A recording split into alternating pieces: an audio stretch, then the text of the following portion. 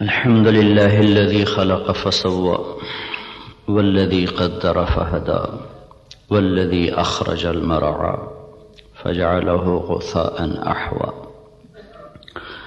الحمد لله الذي خلق الخلائق بإرادته ودحى الأرض بمشيته واستوى على العرش بقوته.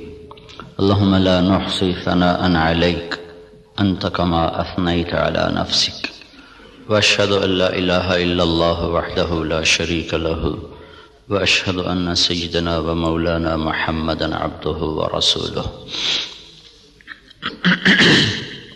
أما بعد، فأعوذ بالله من الشيطان الرجيم. بسم الله الرحمن الرحيم.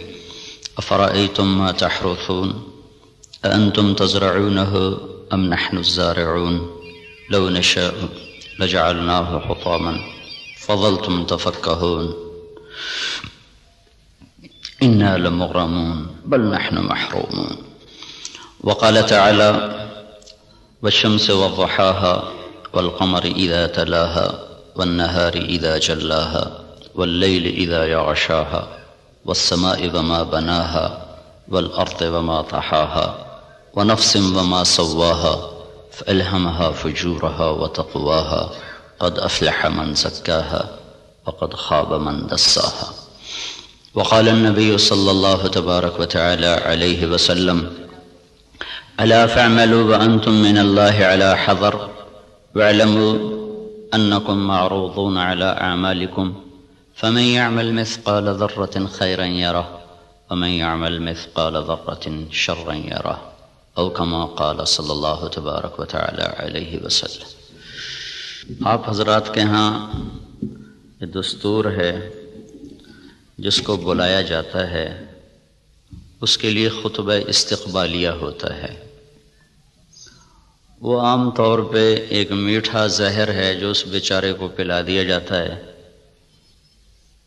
اس کی حیثیت سے بڑھ کر اس کا تعارف کرایا جاتا ہے، اس کی حیثیت سے بڑھ کر اس کی تعریف کی جاتی. وہ پھر یہ سمجھنے لگتا ہے شاید میں واقعی ایسا ہی ہوں، پھر وہ اللہ کی نظروں سے گرنا شروع ہو جاتا ہے. اس لیے میں یہ ایک بات تو آپ سب حضرات کی خدمت میں عرض کروں گا. آج تو اللہ کو کوئی نہیں جانتا، میں کون ہوں جسے ہر کوئی جانتا ہے کہ مولانا طارق جمیل تعارف کے محتاج نہیں. میں تو ایک گندے نطفے سے بنا ہوا انسان، کل کو مٹی آج بھی مٹی، مٹ جانے والی شے. آج کی دنیا تو ایسی غفلت کی دنیا ہے کہ اللہ کوئی نہیں پہچانتا. اس وقت تو اللہ بھی محتاج تعارف ہو چکے ہیں. محتاج کا لفظ میرے آپ کے لیے نہ کہ اللہ کی ذات، کہ اللہ تو ہر چیز سے پاک ذات ہے، لیکن جو اس کو مانتے ہیں آج وہ بھی اللہ کو نہیں جانتے کہ اللہ کون ہے. تو میں اور آپ تو بڑے چھوٹے انسان ہیں، ہماری کوئی حیثیت نہیں ہے. تعارف ضرور کروایا جائے پر بڑے نپے تلے الفاظ کے ساتھ، جس سے اگلے کا مزاج خراب نہ ہو، بلکہ وہ بھی اپنی حیثیت میں رہے، اپنے دائرے میں رہے.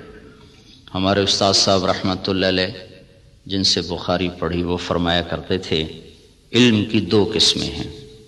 ایک وہ جو کسی کے ذریعے سے حاصل ہو، اس کو کہتے ہیں حصولی، حاصل ہوا. ایک وہ جو میں خود جانتا ہوں، اسے کہتے ہیں وجودی. وزن میں وجودی علم کی طاقت حصولی علم سے زیادہ ہوتی ہے. ایک چیز میں خود دیکھ رہا ہوں، ایک بتا رہا ہے، دونوں میں فرق ہے. شنیدہ کیبون مانند دیدہ، یہ ایک فارسی کی مثال ہے. اسی کو عربی میں لیس الخبر کالمعاینہ، دیکھا سنا برابر نہیں ہے. تو علم وجودی کی طاقت حصولی سے زیادہ ہوتی ہے، سوائے ایک جگہ کے. جب آدمی کی تعریف ہوتی ہے ان چیزوں کے ساتھ جو اس میں نہیں ہیں، تو وہ وہاں بیچارہ دھوکہ کھا جاتا ہے. وہ سمجھتا ہے یہ جو کہہ رہے ہیں نا ٹھیک ہی کہہ رہے ہیں، حالانکہ وہ اچھی طرح جانتا ہے کہ میں ایسا نہیں ہوں جیسا یہ کہہ رہا ہے. لیکن تھوڑی دیر کے لیے اس پر بھی ایک نشہ طاری ہو جاتا ہے، واقعی ایسا ہی ہوں.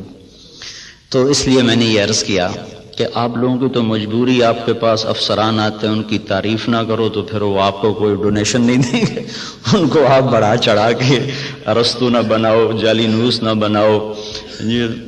وہ پچھلے دنوں نا جب وہ حکومت نے تعلیم میٹرک تک مفت کا اعلان کیا تو میں سیالکوٹ میں ہماری جماعت گئی تھی، تو وہاں چاکنگ ہوئی تھی دیواروں پر، وقت کا سر سید پرویز الہی۔ میں نے کہا بھائی اس سے بڑی بےزتی سر سید کی اور نہیں ہو سکتی۔ جس آدمی نے تن من دھن قربان کر دیا امت کو کسی رخ پر لانے کے لیے اور اس گرداب سے نکالنے کے لیے کہ یہ کچھ دنیا کو بھی سمجھنے والے بنے۔ ایک نواب صاحب کے پاس گئے چندہ مانگنے، وہ تھے مخالف ان کے، تو انہوں نے تمسخر اور ٹھٹھے کے طور پر اپنے پرانے جوتے ان کو ڈبے میں پیک کر کے دے دیے کہ آئیے آپ کی اسکول کے لیے چندہ ہے۔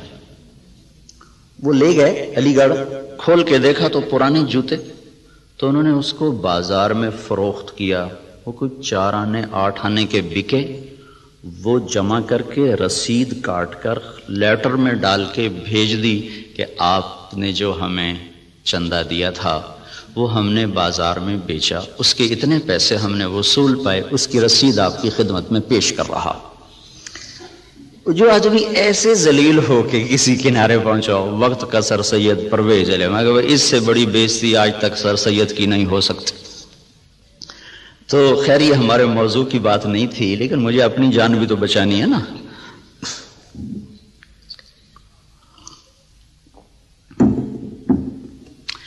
اللہ تبارک و تعالیٰ نے ہمیں ایک ذہن دیا ہے۔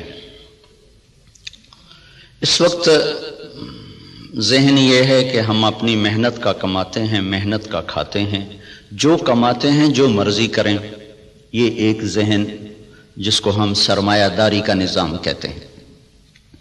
یہ 1925 میں ایک شخص پیدا ہوا تھا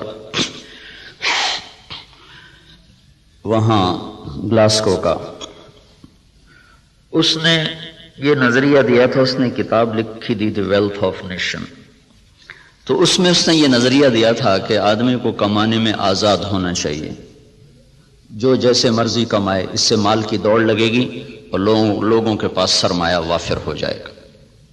ایڈورڈ سمتھ اس کا نام تھا۔ اس کے مقابلے میں ایک نظریہ تھا جو کارل مارکس نے دیا کہ سب کچھ نیشن کا ہے، حکومت کا ہے، کسی کا کوئی حق کوئی نہیں، حکومت اس کو صحیح طور پر تقسیم کرے گی۔ یہ 2 غلط نظریے دنیا میں چلے، ایک ختم ہو گیا، ایک قریب المرگ ہے، ختم ہونے پر ہے۔ اسلام اس کے بیچ میں لاتا ہے، وَكَانَ بَيْنَ ذَلِكَ قَوَامًا، وہ درمیان میں لاتا ہے، وہ ملکیت اللہ کی ثابت کرتا ہے، نہ میری نہ حکومت کی۔ الملک للہ۔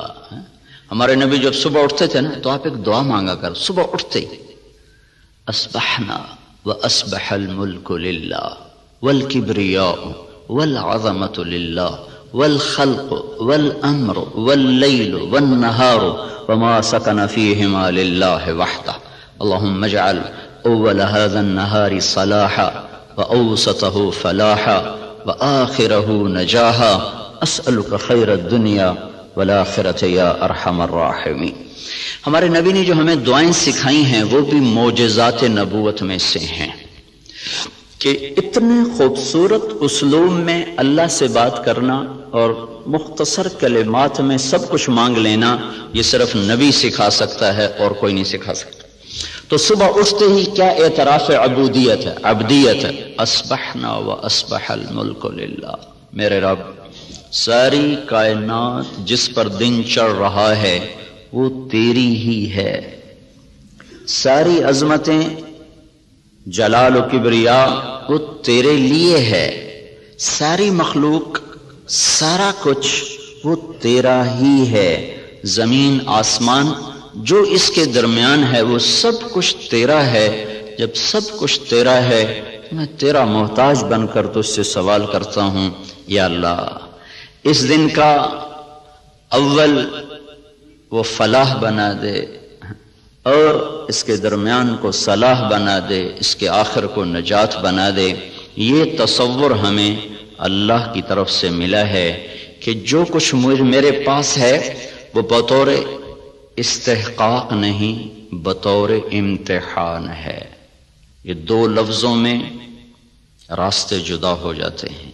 میرے پاس جو کچھ ہے بطور استحقاق نہیں، بطور امتحان ہے۔ جو کچھ ملا، جس کو ملا، دینے والا کوئی اور ہے اور دیا جا رہا ہے اس کے امتحان کے لیے، اور عنقریب یہ اس سے واپس لے لیا جائے گا اور پھر اس کو ایک بہت بڑی عدالت میں پیش کیا جائے گا، پھر وہاں اس کے اچھے اور برے اعمال کو تولا جائے گا، پھر اس پر یا ہمیشہ کے لیے جنت کا فیصلہ ہوگا یا ہمیشہ کے عذاب اور جہنم کا فیصلہ ہوگا۔ ہمیں یہ بنیاد دی گئی ہے، ہم اس پر اپنی زندگی کی عمارت کو تعمیر کرتے ہیں۔ وہ بادشاہ وقت بھی ہے تو اگر وہ دین کو سمجھتا ہے تو وہ کبھی یہ دعویٰ نہیں کرے گا کہ ملک میرا ہے۔ یہ دعویٰ فرعونی ذہن کے لوگ کرتے ہیں، الیس لی ملک مصر وہذہ الانہار تجری من تحتی افلا تبصرون، مصر میرا ہے، نہریں میری ہیں، میں جو چاہے مرضی کروں۔ اس کے بدلے میں جس کو اللہ تعالیٰ ایمان کی دولت دیتا ہے وہ کہتا ہے ملک اللہ کا ہے، میں تو امانت دار ہوں، حکومت اللہ کی ہے، میں تو امانت دار ہوں، میں تو اس میں خیانت نہیں کر سکتا۔ عمر بن عبدالعزیز کے بچوں نے ماں سے کہا کپڑے چاہیے، عید آ رہی، انہوں نے خاوند سے کہا، اور عمر بن عبدالعزیز 3 بر اعظم پر حکمران ہیں، میں بیت المال ایسا بھرا کہ نہ بعد میں کبھی بھرا نہ پہلے کبھی بھرا۔ تو انہوں نے بیوی نے عرض کیا کہ بچے کپڑے مانگ رہے ہیں، تو انہوں نے فرمایا میرے پاس تو پیسے کوئی نہیں۔ اس سے پہلے خلفاء نے خزانے کو استعمال کیا جیسے چاہا، انہوں نے اپنا سمجھ لیا تھا، دھوکہ کھا گئے۔ ایک ایمان والا آیا، اللہ سے ڈرنے والا آیا، اس نے کہا الملک للہ، کہا فاطمہ یہ تو دولت میری نہیں ہے، یہ تو امانت ہے، میرے پاس پیسے نہیں، میں کپڑے کہاں سے لے کر دوں؟ بیوی نے کہا اگلے مہینے کی تنخواہ ایڈوانس لو، میں اس سے کپڑے سی لوں گی، روٹی کا خرچہ میں گھر بیٹھے مزدوری کر کے نکال لوں گی۔ چلنے گئے، ہاں یہ میں کر سکتا ہوں۔ تو انہوں نے اپنے خزانچی کو بلا کے فرمایا کہ ہمیں اگلے مہینے کا خرچہ، اگلے مہینے کی تنخواہ ہمیں ایڈوانس دے دی جائے۔ تو خزانچی نے کہا اب مجھے اگلا مہینہ زندہ رہنے کی ضمانت دے دے، میں آپ کو تنخواہ دے دیتا ہوں۔ تو وہ چپ کر کے واپس آ گئے اور اپنی بیوی سے کہا فاطمہ، یہ فاطمہ عبد الملک کی بیٹی ہے، یہ عورت دنیاوی نسبت کے لحاظ سے اس جیسی معزز خاتون دنیا میں آج تک نہیں آئی، آئندہ کوئی آئے جائے تو پتہ نہیں، آج تک دنیاوی نسبت کے لحاظ سے اس خاتون جیسی کوئی عورت نہیں پیدا ہوئی۔ اس کا دادا بادشاہ تھا، اس کا باپ عبد الملک بادشاہ تھا، اس کے 4 بھائی ولید، سلیمان، یزید، ہشام، چاروں بادشاہ بنے، اس کا خامد عمر بن عبدالعزیز وہ بادشاہ بنا۔ یہ عورت 7 نسبتوں سے شہزادی تھی، دادے سے لے کر باپ، 4 بھائی، خامد، ایسی نسبت کی عورت آج تک نہیں پیدا ہوئی۔ اس سے فرمایا فاطمہ بچوں سے کہہ دو کہ تمہارا باپ کپڑے لے کے نہیں دے سکتا، الملک للہ، ملک اللہ کا ہے۔ جب عید ملنے کے لیے خاندان کے لوگ آئے، بنو امیہ بڑے زوردار لوگ گزرے ہیں، تو جب لوگ آئے تو خاندان کے لوگ آئے تو بچے بھی ملنے کے لیے آئے، تو ان کے وہی خستہ حال کپڑے تھے۔ تو عمر کہنے لگے بیٹو تمہیں آج صدمہ تو ہوگا کہ تمہارے باپ نے تمہیں کپڑے لے کر نہیں دیے، اور آج تم اوروں کے سامنے کھڑے ہونے میں کچھ سبکی محسوس کر رہے ہو۔ تو ان کے بیٹے نے کہا عبد الملک نے کہ نہیں ابا جان، آج ہم عزت محسوس کر رہے ہیں کہ ہمارے باپ نے خیانت نہیں کی، ہم آج عزت محسوس کر رہے ہیں، ہمارے باپ نے خیانت نہیں کی۔ تو یہ نظریہ اسلام ہے کہ ملک اللہ کا ہے، جو کچھ دیتا ہے اللہ دیتا ہے، اور وہ بطور امتحان دیتا ہے، اور ہم اس میں امین ہیں، ہم اس میں امین ہیں، اور اس کو ہم ایسے استعمال کریں گے جیسے اللہ چاہتا ہے۔ ہم اسے ایسے استعمال نہیں کر سکتے جس سے میرا اللہ ناراض ہو یا اللہ کا رسول ناراض ہو، اور اس کے سامنے مجھے شرمندگی اٹھانی پڑے۔ اسی کو اس آیت میں بیان کیا گیا، افرأیتم ما تحرثون، یہ جو تم ریسرچ کر رہے ہو، اانتم تزرعونہ ام نحن الزارعون، یہ تمہارا اللہ تمہیں راہیں سجاتا ہے کہ تم اپنی طاقت سے کرتے ہو؟ یہ وہی نظریہ کہ جو کچھ ہے اللہ کا، بھائی ہماری کوشش ہے اس کو برابر کرنے والا، اس کو پھل دینے والا وہ اللہ ہے۔ اانتم تزرعونہ، بولو تم ہو یہ زراعت کرنے والے، ام نحن الزارعون، یا ہم ہیں زراعت کرنے والے۔ ان اللہ فالق الحب والنوا، کسی سائنسدان میں یہ طاقت ہے کہ زمین میں پڑے ہوئے دانے کو پھاڑ کے دکھا دے؟ کسی میں یہ طاقت ہے کہ وہ جڑوں کو اپنے حکم کے ساتھ چلانا شروع کرے، وہ تنے کو اپنی طاقت سے اٹھانا شروع کرے؟ کسی میں یہ طاقت ہے کہ وہ زمین کی رگوں سے غذا کو سمیٹ کر درخت کو پہنچائے اور پھر اس کے اندر رنگ بھرے، اس کے اندر ذائقے بھرے، اس کے اندر مٹھاس بھرے اور اس کے اندر تاثیرات کو بھرے، اس کے اوپر چھلکے کو لائے، کسی کو کاشوں میں بھر دے، کسی کو دانوں میں بھر دے، کسی کو میں گٹھلی بنا دے، کسی کو بن گٹھلی کے بنا دے، کسی میں مٹھاس ڈال دے، کسی میں کھٹاس ڈال دے؟ تو آسمان والا دعویٰ کر رہا ہے، لو نشاء لجعلناہ حطاما، میں چاہوں تو تمہاری کھڑی کھیتیوں میں سے پھل کھینچ دوں اور کھڑی کو بھوسا بنا دوں، فظلتم تفکہون، بیٹھے باتیں کرتے رہ جاؤ۔ انا لمغرمون، ارے قرضے چڑھ گئے بھائی، بل نحن محرومون، بلکہ سب کچھ چھپ گیا، مول ہی گیا۔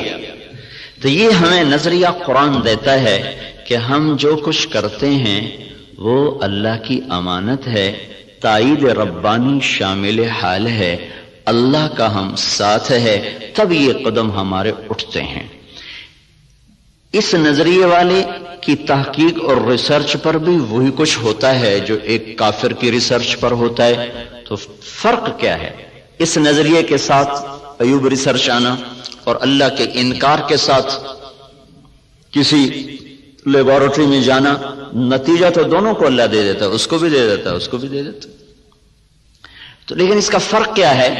اس کا فرق پڑتا ہے عملی زندگی میں کہ جو آدمی اپنا سب کچھ کر کے چلتا ہے پھر وہ آزاد ہو کے چلتا ہے، وہ اپنی ترتیب زندگی میں نہ اللہ کو پہچانتا ہے نہ اس کے رسول کو پہچانتا ہے، اور جو اسے اللہ کی امانت سمجھ کے چلتا ہے اس کی ترجیحات تبدیل ہو جاتی، وہ اللہ اس کے رسول کو سامنے رکھ کر چلتا ہے اور وہ آخرت میں جواب دہ ہونے کے احساس سے چلتا ہے۔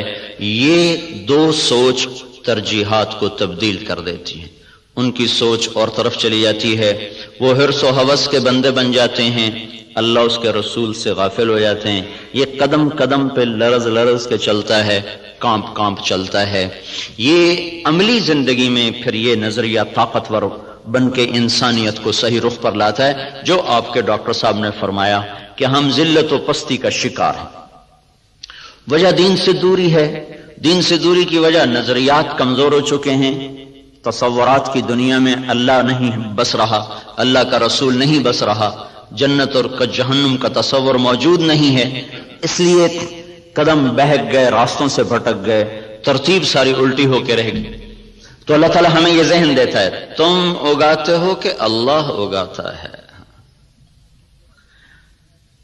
جہاں آپ کی ساری زراعت فیل ہو جائے، انس رضی اللہ تعالیٰ عنہ کو ان کی ماں لے کر آئیں، یا رسول اللہ آپ کا بچہ ہے، آپ کی خدمت کرے گا، اس کے لیے دعا کر دو۔ تو آپ نے فرمایا اللہم بارک لہ فی عمرہ ومالہ، اللہ اس کے مال میں عمر میں برکت دے دے۔ تو انس رضی اللہ عنہ فرمایا کرتے تھے کہ اللہ تعالیٰ نے مجھے اتنی زندگی دے دی کہ اب میں زندگی سے تنگ آ گیا ہوں۔ اللہ کے نبی نے لمبی عمر کی دعا دی، اور ساری دنیا میں کھجور کا پھل سال میں ایک دفعہ پھلتا ہے، کھجور کا درخت، لیکن انس رضی اللہ تعالیٰ عنہ کا باغ سال میں 2 دفعہ پھل دیتا تھا۔ وہ گرمی میں بھی پھل لیتا تھا، سردیوں میں بھی پھل لیتا تھا، نہ ٹیکنالوجی تھی، نہ سائنس، نہ کچھ، صرف اللہ کے نبی کی دعا تھی کہ یا اللہ اس کے رزق میں برکت عطا فرما۔ تو ان کے پھل سال میں 2 دفعہ آتے تھے۔ وہ کھجور تو ویسے ہی بہت دیر کے بعد پھل لیتی ہے۔ سلمان فارسی آئے کہ یا رسول اللہ آزادی تو ملی پر نہ ملنے کے برابر۔ کہ کیوں؟ کہ وہ یہودی نے کہا ہے 100 پودے کھجور کے لگاؤ، جب وہ پھلدار ہو جائیں پھر تمہیں آزاد کروں گا۔ اب کھجور جلدی پھل لینے میں آ جاتی ہے، وہ تو وہی دور تھا جو پرانے زمانے کی کھجوریں تھی جو چڑھ کوئی 10 سال کے بعد پھل دینا شروع کرتی تھی۔ تو میری آزادی تو پھر نہ ہونے کے برابر۔ کہ اچھا چلو مجھے لے چلو۔ 3-4 سال پہلے وہ جگہ میں دیکھنے گیا تھا جہاں وہ باغ تھا، انہوں نے باڑ لگائی ہوئی ہے اس کے چاروں طرف، باغ تو نہیں ہے، وہ خالی جگہ پر ہے وہاں موجود۔ تو آپ نے کھجور اٹھاتے اور لگا دیتے، کھجور اٹھاتے لگا دیتے۔ سال کے اندر اندر ساری کھجوریں بڑھ کے پھل دینے لگے، صرف 1 سال میں۔ ایک کھجور اٹک گئی، کہا یا رسول اللہ ایک کھجور نہیں اٹکی۔ کہا کیا ہوا؟ تو حضرت عمر بولے یا رسول اللہ وہ میں نے لگائی تھی۔ کہ تیرا بھلا ہو جائے، تو نے کیوں لگائی تھی؟ پھر آپ تشریف لے گئے، پھر آپ نے اپنے ہاتھ سے لگایا، سال کے اندر وہ پھلدار ہو گئی۔ اب یہاں ساری سائنس بھی فیل ہے، ٹیکنالوجی بھی فیل ہے۔ اَأَنْتُمْ تَزْرَعُونَهُ أَمْ نَحْنُ الزَّارِعُونَ، تم اگاتے ہو کہ تمہارا اللہ اگاتا ہے، تم زراعت کرتے ہو کہ تمہارا اللہ کرتا ہے۔ زراعت کو پانی کے ساتھ جوڑا ہے تو اللہ تعالیٰ فرمایا أَفَرَأَيْتُمُ الْمَاءَ الَّذِي تَشْرَبُونَ أَأَنْتُمْ أَنزَلْتُمُوهُ مِنَ الْمُزْنِ أَمْ نَحْنُ الْمُنزِلُونَ، یہ پانی تم بارش کا برساتے ہو کہ تمہارا اللہ برساتا ہے۔ بارش نہ ہو تو آپ مجھ سے زیادہ جانتے ہیں کہ زمین کا پانی، دریاؤں کا پانی وہ تاثیر نہیں رکھتا جو اللہ نے بارش کے پانی میں تاثیر رکھی۔ زندگیوں کو زندگی مل جاتی ہے۔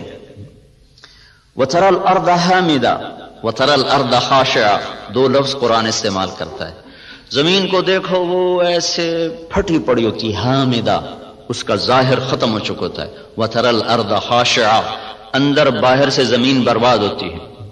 تو پھر ایک دم اللہ تعالیٰ آسمان سے پانی برساتا ہے، جب آسمان سے پانی اترتا ہے اہتزت وربت وانبتت من کل زوج بہیج، تو بارش سے زمین وجد میں آ جاتی ہے، رقص میں آ جاتی ہے۔ اہتزت جیسے خوشی سے لوگ جھومنے لگتے ہیں، ایسے جب تمہارا رب آسمان سے بارش برساتا ہے تو زمین خوشی سے جھومنے لگتی ہے کہ اللہ تعالیٰ اس میں وہ کچھ اتارتا ہے جو انسان کے بس میں نہیں ہے۔ تو زراعت کے نیچے پانی کو اللہ تعالیٰ لے کر آئیں کہ یہ تم نے اتارا کہ تمہارے رب نے اتارا۔ لو نشاء جعلناہ اجاجا، اگر میں چاہوں تو دنیا کے سارے میٹھے پانی کو کڑوا کر دوں تو پھر کیا کرو گے؟ کہاں سے لاؤ گے پانی؟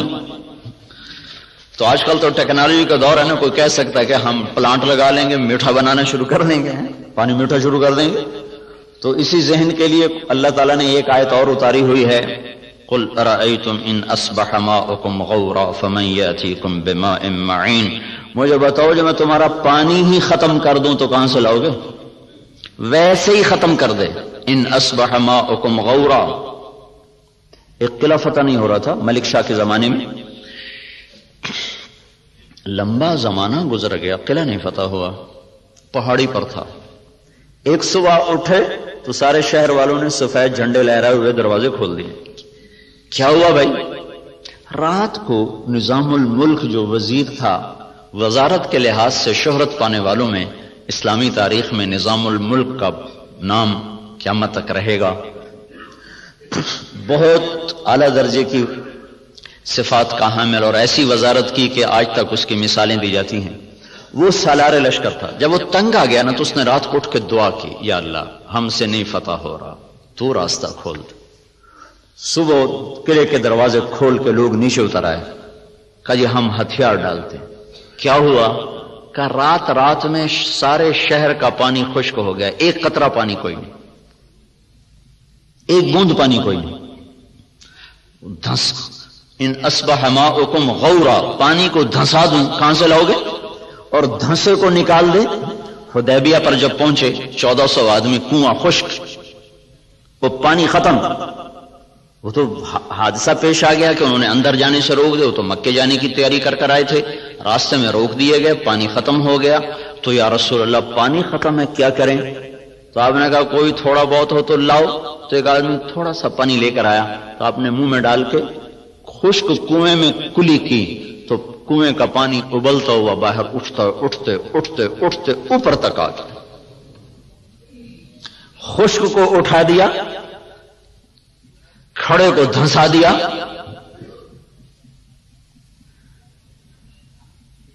ایک شخص جا رہے ابو الحسن نام مجھے پوری طرح یاد نہیں، راستے میں تھے جنگل میں، پیاس لگی، پانی کی تلاش میں کنویں پر پہنچے، دیکھا تو پانی نیچے، تو انہوں نے اپنے موزے کو اتارا، جوتے کو اتارا، وہ لمبا جوتا ہوتا تھا، اس کو پگڑی سے باندھ کر نیچے لٹکایا تو پانی نیچے تھا، وہاں تک جوتا نہیں جا سکا. تب پریشان ہو کے بیٹھ گئے، اب کیا کروں، پیاس سے جان جا رہی. اتنے میں کہ ہرن دوڑتا ہوا آیا، اس نے آ کر تیزی کے ساتھ پہلے یوں نیچے نظر دوڑائی تو پانی بہت نیچے، پھر سیدھا ایسے آسمان کو دیکھا، ایسے یوں دیکھنا تھا کہ پانی فوارہ مارتا ہوا منڈیر کے ساتھ آ کے لگ گیا. تو اس نے پیا، انہوں نے بھی پیا. تو ان کو دل میں خیال آیا یہ کیا چکر ہے، یہ جانور اس کے لیے اتنا اکرام اور میں انسان اور ایمان والا، میرے لیے تو یہ ہوا نہیں، جانور کے لیے یہ ہو گیا. تو ایک آواز سنی تو رسی اور ڈول کے سہارے ڈھونڈتا رہا. اس نے سیدھا اپنے رب کو پکارا. اللہ پکارنے والوں کی ایسے ہی سنتا ہے.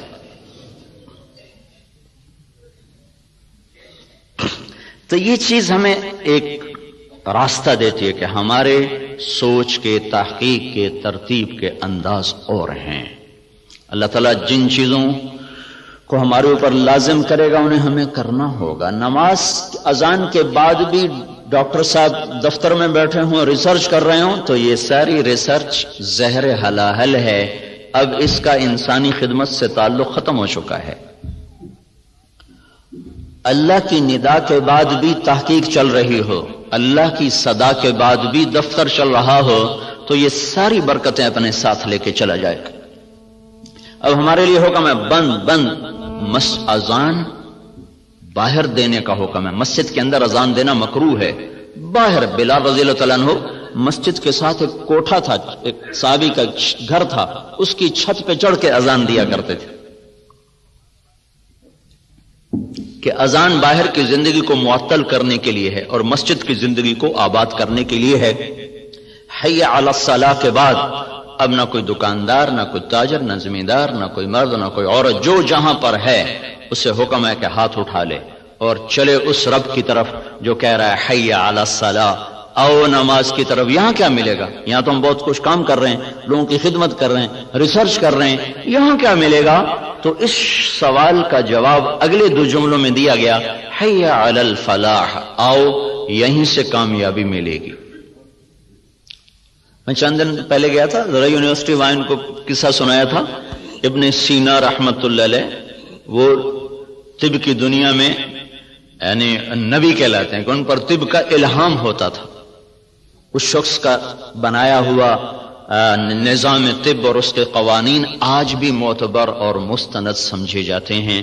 600-700 برس پہلے وہ شخص گزرا ہے جب اتنے آلات نہیں تھے، لیکن اس شخص میں ایک صفت تھی، جب کسی مسئلے میں اٹک جاتے تھے اور نہیں سمجھ میں آتا تھا تو چھوڑ کے نفل کی نیت باندھ کے کھڑے ہو جاتے اور سجدے میں سر رکھ کر کہتے اے رب میرے اوپر اس مسئلے کو واضح فرما دے. سجدے میں پڑھ نفل کی نیت باندھ کے سجدوں میں سر رکھ، اے میرے رب میں جاہل ہوں، میرے اوپر اس چیز کو منکشف فرما. پھر 1 دفعہ 2 دفعہ 3 دفعہ کرتے کرتے کرتے کرتے مانگتے مانگتے کا وہ چیزیں ان پر کھلتی تھیں. اور ایسا وہ لوگوں کو فن دے کر گئے ہیں کہ آج بھی ان کے فن کو تسلیم کیا جاتا ہے اتنی تحقیقات کے باوجود بھی. تو آپ بھائی بہت بڑے کام میں لگے ہوئے ہیں، بہت بڑی ضرورت پوری کرنے میں لگے ہوئے ہیں. زراعت فرض کفایہ ہے، تجارت جائز ہے، تجارت کرنا جائز اور زراعت کرنا فرض کفایہ. اگر لوگ تجارت چھوڑ دیں تو گناہگار نہیں ہوں گے، لیکن اگر سارا طبقہ زراعت چھوڑ دے تو گناہگار ہو جائیں گے. علامہ خزائی رحمت اللہ علیہ نے لکھا ہے کہ زراعت کے چھوڑ دینے سے لوگ گناہگار ہو جائیں. یہ فرض کفایہ، جیسے جنازہ سارے چھوڑ دیں تو مجرم ہو جائیں گے. تو زراعت فرض کفایہ ہے. بہترین مال وہ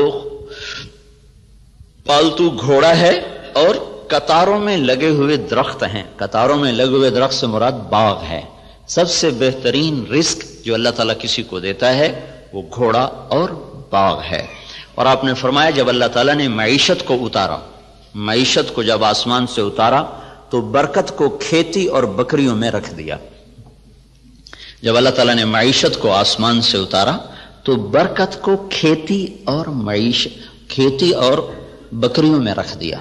سعد بن معاذ رضی اللہ تعالیٰ عنہ تشریف لائے تو آپ نے دیکھا ان کے ہاتھوں پر وہ کسی چلانے کے نشان پڑے ہوئے تھے. تو آپ نے کہا سعد کیا ہے یہ؟ کہا جی یہ کسی کے نشان ہے، میں زمین کھودتا ہوں، گوڑی کرتا ہوں. گوڑی کرتے نا اس زمانے میں ہاتھوں سے کرنا، تو یا رسول اللہ وہ میں خود کرتا ہوں، اس کے کرنے کی وجہ سے یہ میرے نشان پڑ گئے ہیں، بچوں کی روٹی کماتا ہوں. تو آپ نے ان کا ہاتھ لے کر ایسے چوما اور کہا اس ہاتھ پر جہنم کی آگ حرام ہے.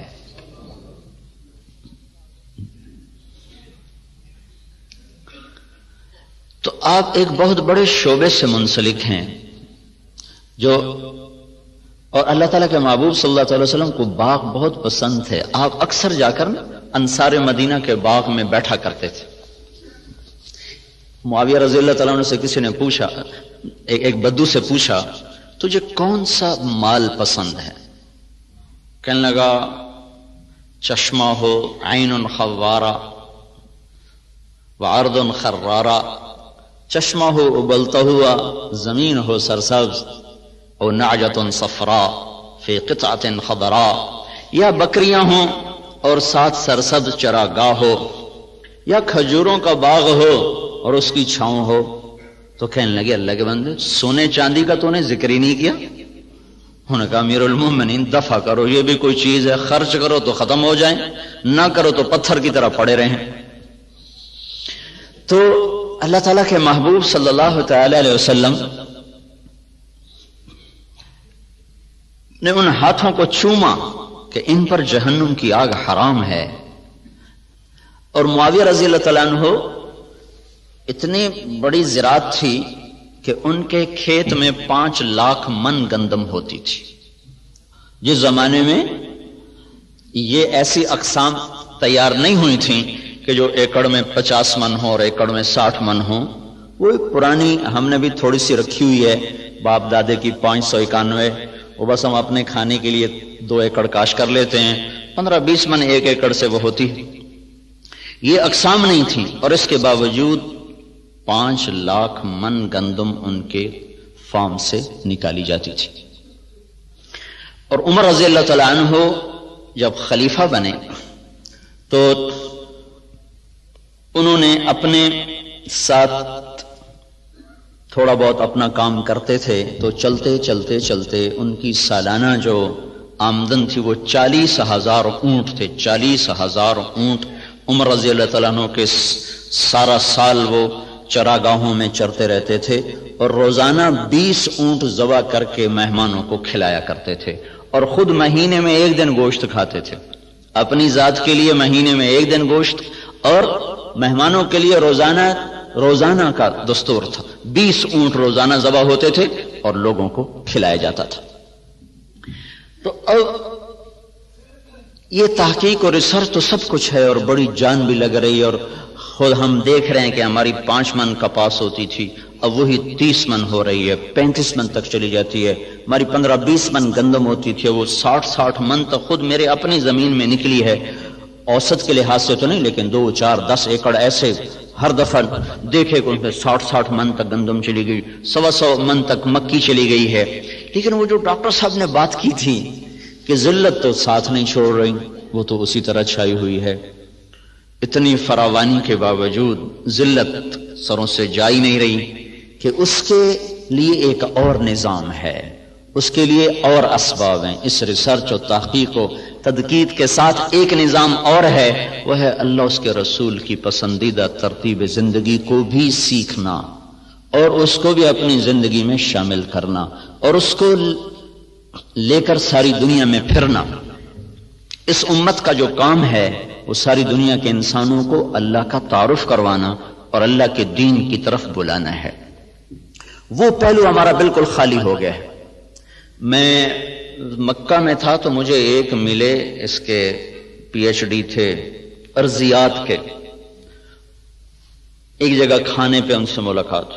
وہ مجھ سے کہنے لگے آپ کے پاکستان کی جو زمین ہے ساری دنیا میں ایسی زمین کسی ملک کے پاس نہیں ہے جو اللہ تعالیٰ نے قدرتی اس کے اندر صفات رکھی ہیں، دنیا کے کسی خطے میں یہ صفات موجود نہیں. میں نے کہا آپ کی بات درست ہے، لیکن ایک اور ہمیں وائرس لگ گیا ہے جس نے ہماری ہر شے کو برباد کر دیا ہے. وہ بددیانتی اور خیانت کا وائرس ہے جو جان ہی نہیں چھوڑ رہا. امریکن سنڈی بھی مر گئی اور کپاس کے وائرس کا بھی علاج ہوگا. تو بیوٹی کپاس میں نے اس دفعہ 10 ایکڑ کاشت کی تجربے کے طور پر، جس پر سنڈی ویسے ہی نہیں آتی، وہ نہیں آئی. ہم نے 10 ایکڑ کاشت کیا تجربے کے طور پر، اس پر سارے سیزن میں کوئی سنڈی کا اٹیک نہیں ہوا سوائے لشکری سنڈی کے. تو وائرس کو بھی کنٹرول ہو گیا، سنڈیاں بھی کنٹرول ہو گئیں. لیکن یہ جو بددیانتی کا وائرس لگا ہے یہ مصیبت خانہ بڑھتا ہی جا رہا ہے، بڑھتا ہی جا رہا ہے. جب تک یہ اندر سے نہیں نکلے گا اللہ تعالیٰ کی نظروں سے ہم گرتے رہیں گے، گرتے رہیں گے، گرتے رہیں گے. کہ محبوب پاک صلی اللہ تعالی علیہ وسلم کا ارشاد ہے اذا اتخذ الفیء دولا، جب میری امت میں حکومت کے افسران بددیانت ہو جائیں گے اور حکومت کے خزانے کو خود لوٹنا شروع کر دیں گے. والامانۃ مغنما، اور عوام الناس بھی بددیانت ہو جائیں گے، جس کے پاس امانت رکھی جائے گی وہ کھا جائے گا. والزکاۃ مغرما، اور مالدار لوگ بخیل ہو جائیں گے اور زکوٰۃ دینا چھوڑ دیں گے. وتعلم لغیر الدین، اور جب میری امت کے علماء کا رخ اللہ کی طرف بڑھنے کی بجائے بادشاہوں کی طرف بڑھنا شروع ہو جائے گا اور علم دین کو اللہ کی بجائے دنیا کے لیے حاصل کیا جانے لگے گا. وَأَطَاعَ الرَّجُلُ زَوْجَتَهُ، اور لوگ بیویوں کے فرما بردار ہو جائیں گے. وَعَقَّ أُمَّهُ، اور ماؤں کے نافرمان ہو جائیں گے. اور ادنا صدیقہ، دوست کو دیکھ کر باہیں پھیلا کر گلے سے لگائیں گے. وَأَقْصَى أَبَاهُ، باپ کو دیکھ کر ان کو دھکا دے کے راستے سے ہٹا دیں گے. وَصَادَ الْقَبِيلَةَ فَاسِقُهُمْ، قبیلے کا سردار نافرمان ہوگا. وَأُكْرِمَ الرَّجُلُ مَخَافَةَ شَرِّهِ، ایک دوسرے کو اکرام کر کے بھی آپس میں بغض رکھا ہوا ہوگا. مسکرا کر بھی ملنا ہوگا، اندر میں نفرت بھی ہوگی. ایک دوسرے کے شر سے بچنے کی ہر ایک کی نیت ہوگی. وَكَانَ رَئِيسُ الْقَوْمِ أَرْذَلَهُمْ، بڑے بڑے کلیدی عہدوں پر نکمے لوگوں کو بٹھا دیا جائے گا، نااہل لوگوں کو بٹھا دیا جائے گا. وارتفعت الاصوات فی المساجد، مسجدوں میں لڑائیاں شروع ہو جائیں گی اور فرقہ واریت کی آگ بھڑک اٹھے گی. وظہرت القینات والمعازف، اور گانے والیاں معزز اور محترم ہو جائیں گی اور گانے والیاں عام ہو جائیں گی اور موسیقی چاروں طرف پھیل جائے گی اور موسیقی کے آلات ہر طرف عام ہو جائیں گے. وشربت الخمور، اور شراب عام ہو جائے گی. ولبس الحریر، اور مالدار لوگ مرد ریشم استعمال کریں گے. ولان آخر هذه الامه اولها، اور اس امت کے آج کے لوگ پہلے لوگوں کو جاہل، ان پڑھ اس قسم کے القابات سے نوازیں گے. جب میری امت میں یہ سب کچھ ہوگا، جب یہ سب کچھ ہوگا تو پھر کوئی دوا کارگر نہیں، کوئی طبیب کارگر نہیں، کوئی تدبیر سرے نہ پہنچے گی. پھر کیا ہوگا؟ فَلْيَرْتَقِبُوا عِنْدَ ذَلِكَ رِيحًا حَمْرَاءَ وَزَلْزَلَةً وَمَسْخًا وَقَذْفًا وَخَسْفًا وَآيَاتٍ مُتَتَابِعَاتٍ، پھر میری امت پر زلزلے آئیں گے، پھر میری امت پر ہوائیں پاگل بن کے ٹوٹ پڑیں گی، پھر ان کو زمین میں دھسا دیا جائے گا، پھر ان پر پتھروں کی بارش ہوگی، پھر ان پر اوپر نیچے عذاب کے کوڑے برسیں گے. اس طرح عذاب آئیں گے جیسے تسبیح ٹوٹ جائے اور اس کے دانے ٹپ ٹپ ٹپ گرتے ہیں. ایسے اوپر نیچے اللہ کی طرف سے تنبیہات کا ایک نظام چلے گا. جب تک ان برائیوں سے یہ نکلیں گے نہیں، اس وقت تک انہیں کوئی اللہ کے ہاں عزت نہیں دلا سکتا، نہ یہ دنیا بنا سکتے نہ یہ آخرت بنا سکتے. کافر اور ہم میں فرق ہے. وہ جو مرضی کریں، اگر وہ دنیا کے اسباب کو ٹھیک استعمال کر لیں گے تو اللہ ان کے حق میں نتیجہ دے دے گا. وہ جو مرضی کریں، شراب پئیں، زنا کریں، جو مرضی کریں، سود کھائیں، اگر انہوں نے 2 اور 2 کو جمع کر دیا تو اللہ 4 کر دے گا. اگر ہم نافرمانی کے ساتھ ان سے بھی زیادہ دنیا کے میدان میں محنت کریں گے تو اللہ ہمارے نتیجے بند کر دے گا. 2 اور 2 کو 4 بھی نہیں ہونے دے گا، بیچ میں حائل ہو جائے گا. وَلَنُذِيقَنَّهُم مِّنَ الْعَذَابِ الْأَدْنَىٰ دُونَ الْعَذَابِ الْأَكْبَرِ لَعَلَّهُمْ يَرْجِعُونَ۔ تمہارا قانون اور ہے، ہم تمہیں تمہارے گناہوں پر دنیا میں جھٹکا دیں گے، تمہیں چھوٹے چھوٹے عذاب دیں گے، بڑا عذاب نہیں دیں گے تاکہ تم توبہ کرو۔ اور غیر مسلم کے لیے قانون ہے ذرہم یأکلوا ویتمتعوا ویلہہم الامل فسوف یعلمون، انہیں موت تک چھٹی دے دو، جو کرنا چاہتے ہیں یہ کر لیں، ان کی اکٹھی پکڑ موت کے بعد ہے۔ تو اس وقت مخلصین کی محنت دنیا کے میدان میں بھی ہے، دین کے میدان میں بھی ہے۔ آپ کے ریسرچ کرنے والے مخلص ہو کر جان کھپا کر دن رات لگ رہے ہیں اور دین کے میدان میں بھی مخلصین ہیں جو جان کھپا رہے ہیں، لیکن جو باہر کا مجمع ہے وہ باغی ہو چکا ہے، وہ اللہ کا نافرمان ہو چکا ہے۔ 100 میں 90 آدمی بے نمازی ہے، 95 آدمی بے نمازی ہے، 100 میں 5 آدمی اٹھ کے سجدہ کرتے ہیں۔ آپ اپنے ملازم کو سامنے بیٹھے کو 5 دفعہ بلائیں، بات سنو بات سنو بات سنو، وہ ایک دفعہ سر اٹھا کے بھی نہ دیکھے تو آپ کا کیا رویہ ہوگا اس کے ساتھ؟ اور اللہ تعالیٰ روزانہ 5 دفعہ سورے فضاؤں میں ارتعاش پیدا ہو جاتا ہے، حی علی الصلاۃ حی علی الصلاۃ حی علی الصلاۃ۔ نہ ریڑھی والا اٹھتا ہے، نہ سائنسدان اٹھتا ہے، نہ تاجر اٹھتا ہے، نہ مزدور اٹھتا ہے۔ 95 آدمی بغاوت کا جھنڈا بلند کیے ہوئے ہوں۔ 700 دفعہ جس حکم کو قرآن میں پھیرایا گیا ہو، ایمان کے بعد عبادات میں سب سے زیادہ جس چیز کا تذکرہ ہے وہ نماز ہے، 700 دفعہ اس کا تذکرہ قرآن میں ملتا ہے۔ ایک سجدے کا انکار شیطان نے کیا، ہمیشہ کے لیے مردود ہوا۔ تو 700 دفعہ جس حکم کو اتارا گیا اور پھر اسے توڑا جائے، اور نماز کو اللہ تعالیٰ نے عرش پر بلا کر بطور تحفہ کے عنایت فرمایا، اور اس کی عظمت اور اہمیت کو دل میں بٹھانے کے لیے 50 نمازیں دیں، دینی 5 ہی تھیں، 50 سے ابتدا کی، یہ بات بتانے کے لیے کہ بہت بڑا کام تمہیں دیا جا رہا ہے اور تمہارا کام یہ ہے کہ بیٹھ کے اپنے رب کی بندگی کرو۔ پھر گھٹاتے ہوئے 5 کٹھی کی دیر، چلو بھائی 45 معاف 5، ایک دفعہ گئے 5 معاف ہوئے، پھر گئے 5 معاف ہوئے، پھر گئے کہاں سے؟ چھٹے آسمان سے واپس جاتے تھے سدرۃ المنتہا، چونکہ موسیٰ علیہ السلام چھٹے آسمان پر تھے۔ یہ اللہ ہی نے سارا نظام چلایا، موسیٰ علیہ السلام کو کھڑا کر دیا، ملاقات کروا دی، کیا ہوا کہ 50 نماز، بہت زیادہ ہیں، آپ واپس جائیں، کون پڑھے گا؟ واپس گئے، اچھا چلو بھائی 5 معاف ہیں، پھر واپس آئے، کیا ہوا؟ 5 نہیں بہت زیادہ ہیں، واپس جائیں، پھر 5 اور جب 5 رہ گئیں تو موسیٰ علیہ السلام نے پھر کہا یا رسول اللہ زیادہ ہیں، واپس جائیں، کوئی نہیں پڑھیں گے ایوب ریسرچ والے، واپس جائیں، 2-4 ہی پڑھیں گے، باقی سارے چائے پیتے رہیں گے، یا رسول اللہ واپس جائیں، کہا نہیں اب مجھے شرم آتی، اب نہیں جاتا ہوں۔ آپ کو ڈر یہ تھا کہ 5 معاف ہو رہی، یہ بھی نہ معاف ہو اور میری امت محروم ہو جائے۔ تو موسیٰ علیہ السلام نے کہا چلیں ٹھیک ہے، میری امت پہ تو 2 فرض ہوئی تھی، انہوں نے وہ بھی نہیں پڑھی تھی، آپ کی امت 5 کیسے پڑھے گی؟ انہوں نے چونکہ تجربہ کیا تھا، وہ اپنے تجربے کی بنیاد پہ بول رہے تھے۔ بنو اسرائیل پہ 2 نمازیں فرض تھی، فجر کی 2 رکعت، عصر کی 2 رکعت، بس، باقی نفل کو جتنے مرضی پڑھے 2 نماز، اور اس میں رکوع کوئی نہیں تھا، اللہ اکبر سیدھا سجدے میں، اور اس میں تلاوت کوئی نہیں تھی، جو کہ اپنی کتاب تو یاد ہی نہیں کر سکتے تھے، تورات زبور انجیل نے مٹ جانا تھا تو اللہ نے اس کا نظام ایسا بنایا کہ اس کو یاد کو نہیں کر سکتا تھا، تو لہٰذا ان کی نماز میں تسبیح ہوتی تھی، سبحان اللہ سبحان اللہ سبحان اللہ، جو بھی ان کی زبان میں تھا، الحمدللہ اللہ اکبر، وہ تسبیح پڑھتے رہتے تھے اور پھر سیدھے سجدے میں چلے جاتے تھے۔ اللہ تعالیٰ نے ہماری نماز کو مزین کیا قرآن کی تلاوت کے ساتھ، قرآن کو باقی رکھنا تھا تو اس کے حافظ پیدا فرما دیے۔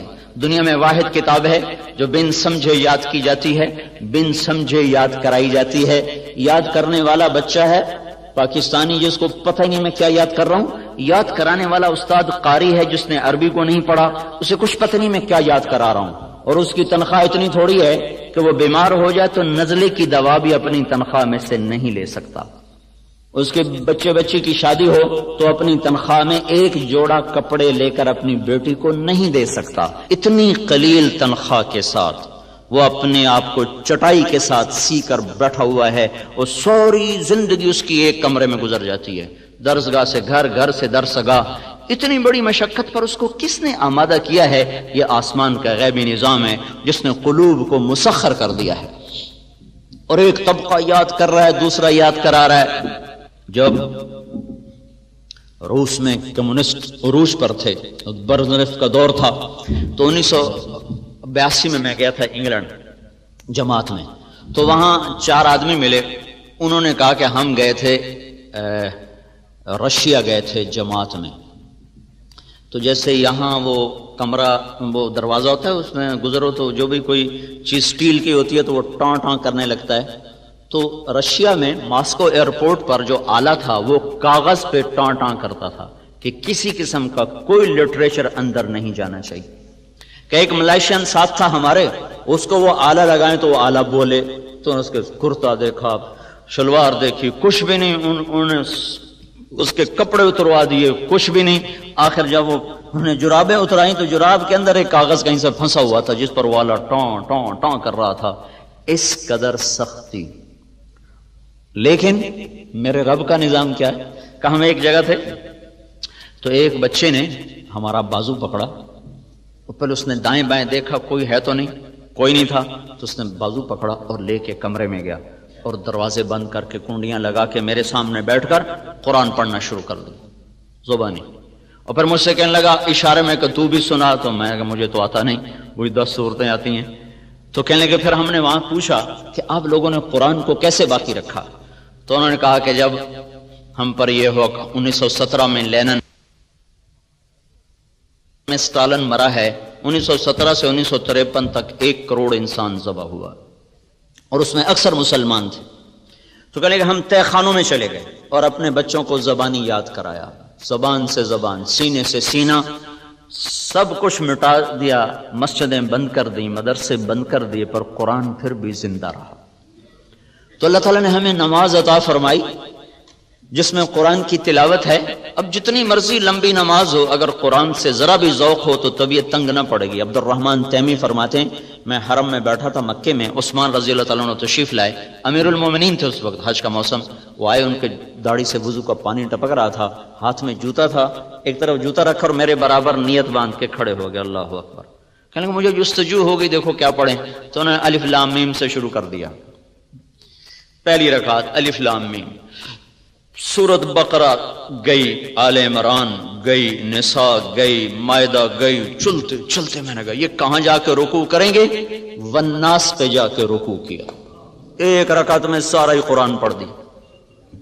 دوسری رکعت کے لیے بھی کچھ نہیں بچا کے رکھا، ایک رکعت میں سارا قرآن۔ جب تھوڑا سا جی لگ جائے تو پھر نماز ایک مرغوب ترین عمل بن جاتا ہے۔ جب نماز کا وقت ہوتا تو ہمارے نبی فرماتے بلال ارحنا بہا، ارے اذان دے، مجھے راحت پہنچا، مجھے راحت پہنچا۔ جعلت قرۃ عینی فی الصلاۃ، میری آنکھوں کی ٹھنڈک ہے نماز۔ عربی زبان میں جب لذت اپنے انتہا پر پہنچے تو اسے قرۃ العین سے تعبیر کیا جاتا ہے، تو آپ نے فرمایا میری آنکھوں کی ٹھنڈک نماز ہے۔ اتنا لمبا سجدہ فرماتے تھے تہجد میں کہ عائشہ رضی اللہ تعالیٰ عنہ متعدد دفعہ سوچ میں پڑ جاتی کہیں انتقال تو نہیں ہو گیا، کہیں وصال تو نہیں ہو گیا۔ اتنا لمبا قیام فرماتے تھے کہ پنڈلیاں سوج کر پھٹ جاتی تھیں اور ان میں سے خون بہنا شروع ہو جاتا تھا۔ چلو ہم اتنے لمبے سجدے دیں، پر اذان پر ایوب ریسرچ بند تو ہو جائے، کلرک سے لے کر پی ایچ ڈی تک سارے نماز کے لیے مسجد میں موجود ہوں کہ یا اللہ بس تیرے در پر آ گئے، حاضر ہیں۔ یہ نماز ایک بہت بڑا عمل ہے جو انسانیت کو صراط مستقیم پر لاتا ہے۔ جتنی نماز میں طاقت پیدا ہو جاتی ہے اتنا ہی اس کے زندگی درست ہونا شروع ہو جاتی ہے۔ بیمار بیج کا پودا بھی تو بیمار ہی نکلتا ہے، صحت مند بیج کا پودا بھی صحت مند ہوتا ہے۔ نمازیوں کی 5 قسمیں ہیں، ابن القیم رحمۃ اللہ علیہ نے لکھی ہیں۔ ایک نمازی وہ ہے جو پڑھتا بھی ہے، چھوڑتا بھی ہے، 3 بھی پڑھ لیتا ہے، 5 بھی پڑھ لیتا ہے، 2 بھی پڑھ لیتا ہے، ساری چھوڑ دیتا ہے، ساری پڑھ لیتا ہے۔ نہ اس کو بے نمازی کہہ سکتے ہیں، نہ اس کو پکا نمازی کہہ سکتے ہیں، اس کو جہنم میں پھینکا جائے گا۔ یہ متہاون ہے، متہاون۔ فویل للمصلین الذین هم عن صلاتهم ساہون، ویل ہے ان نمازیوں کے لیے، لفظ نمازی آیا ہے تو بے نمازی اس سے مراد نہیں ہے۔ کون سے نمازی؟ جو اپنی نماز سے غافل ہیں، پڑھی پڑھی نہ پڑھی نہ پڑھی، آگے کر دی پیچھے کر دی، قضا کر دی، سفر میں ہیں جی کوئی نہیں گھر جاتے کٹھی پڑھ لیں گے۔ اس قسم کے جو نماز کے ساتھ اونچ نیچ ہوتی ہے، ان کے لیے ویل ہے۔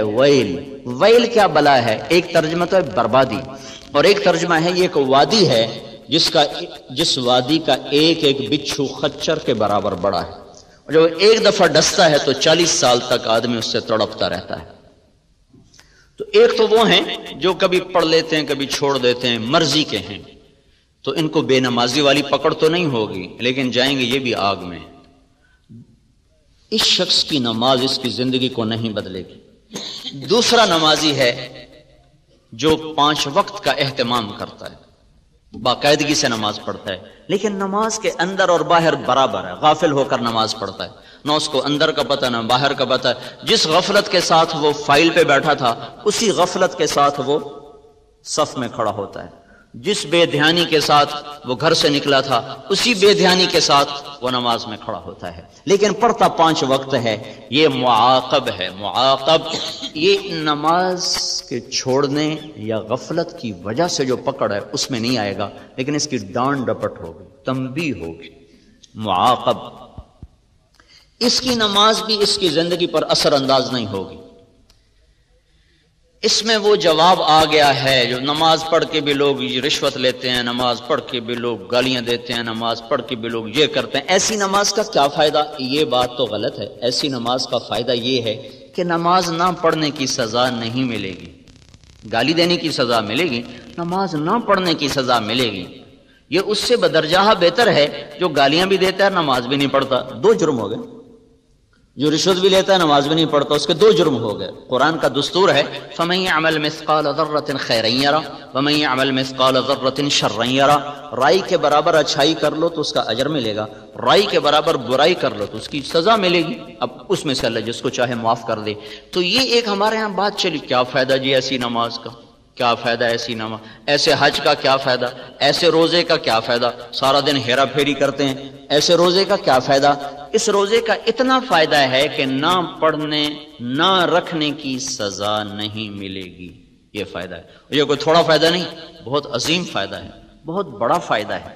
تو کسی گناہ کی وجہ سے کسی نیکی کو چھوڑنے کا حکم نہیں ہے، اور کسی نیکی کے غرور میں آ کر کسی گناہ کے کرنے کا حکم نہیں ہے۔ افراط و تفرید سے بچ کر چلنے کا نام اسلام ہے۔ کسی نمازی سے کوئی غلطی ہو جائے، تیری نماز کا کیا فائدہ؟ کوئی داڑھی والا غلطی کر لے تو داڑھی رکھ کے جھوٹ بولتا ہے، تو میں کہتا ہوں اچھا داڑھی منڈانے سے پھر جھوٹ بولنا حلال ہو جاتا ہے؟ وہ ساڑی تا جی خیر ہے، تسی داڑھی رکھ کے جھوٹ بولی جاندے ہو، کیوں؟ تیرا کلمہ میرا کوئی وکھرا ہے؟ بھائی جھوٹ کا حرام ہونا داڑھی کی وجہ سے تو نہیں، جھوٹ کا حرام ہونا تو کلمے کی وجہ سے ہے۔ سچ کی پابندی داڑھی کی وجہ سے نہیں ہے، سچ کی پابندی تو کلمے کی وجہ سے۔ عدل و انصاف کا تقاضا کلمے کی وجہ سے ہے نا، کہ داڑھی کی وجہ سے۔ ان کا جی داڑھی رکھ کے گناہ کریں پھر بڑی بری بات ہے، تو میں نے کہا کلمہ پڑھ کے جو گناہ کرتے ہو وہ بری بات نہیں۔ شرم و حیا کے تقاضے کلمے کے ساتھ متعلق ہے، شرم و حیا کا جوڑ کلمے کے ساتھ، اور جتنے بھی حلال و حرام کے ترازو ہیں وہ کلمے کے ساتھ ہیں۔ اس کا حصہ ہے داڑھی، یعنی کہ داڑھی کی وجہ سے شریعت زیادہ سخت ہو گئی ہے، یا نماز کی وجہ سے میرے اوپر حکم زیادہ ہیں اور آپ کے اوپر کم ہیں، داڑھی رکھنے کی وجہ سے میرے اوپر سچ بولنا فرض عین ہو گیا اور نہ رکھنے کی وجہ سے میرے لیے حلال ہو گیا، یہ بات تو نہیں ہے۔ تو دوسرے درجے کا نمازی جو ہے تو پابند لیکن غافل ہو کر پڑتا ہے۔ تیسرا درجہ نمازی وہ ہے جو نماز کا اہتمام بھی کرتا ہے اور کوشش بھی کرتا ہے کہ میں ٹھیک ٹھیک پڑھوں، اللہ کے دھیان سے پڑھوں، تو کبھی گھر کے سامنے کبھی اللہ کے سامنے، بس اس طرح وہ گھومتا رہتا ہے، ڈولتا رہتا ہے، کبھی ادھر کبھی ادھر کبھی ادھر کبھی ادھر، لیکن کوشش کرتا رہتا ہے۔ یہ معفو عنہ، یہ ہے جس سے اللہ درگزر فرمائے گا کہ ٹھیک ہے کوشش کی ہے، کوشش کی ہے۔ ابھی تک نماز پر جو قرآن کے وعدے ہیں، تنہا عن الفحشاء والمنکر ونحن نرزقك والعاقبۃ للتقوى وقد افلح المؤمنون الذين هم في صلاتهم خاشعون، کامیاب ہو گئے نماز پڑھنے والے اور رزق ملے گا نماز پر، اور برائی سے نکل جاؤ گے نماز پر۔ ابھی وہ درجہ نہیں آیا، چوتھا درجہ آ گیا ہے، وہ جس پر نماز اپنی طاقت کے ساتھ ابھر کر آتی ہے۔ وائرس سے بچی ہوئی نماز ہے. وہ کیا ہے، جب آدمی کہتا اللہ اکبر تو اس کے بعد وہ سب سے کٹ جاتا ہے اور صرف اللہ کی ذات کے سامنے وہ مگن ہو کے کھڑا ہو جاتا ہے. یہ ہے قرآن کا مخاطب نمازی. اور یہ وہ نماز ہے جو اس کو برائی سے بھی روکے گی، بے حیائی سے بھی روکے گی. یہ وہ نماز ہے جو اس کے ناممکن کو ممکن کر کے دکھا دے گی. اس نماز پر وہ نظام چل سکتا ہے جو ساری دنیا کے انسان نہیں چلا سکتا، کہ اللہ اکبر پھر اور کوئی یاد نہ رہے، پھر بس اللہ ہی ہو.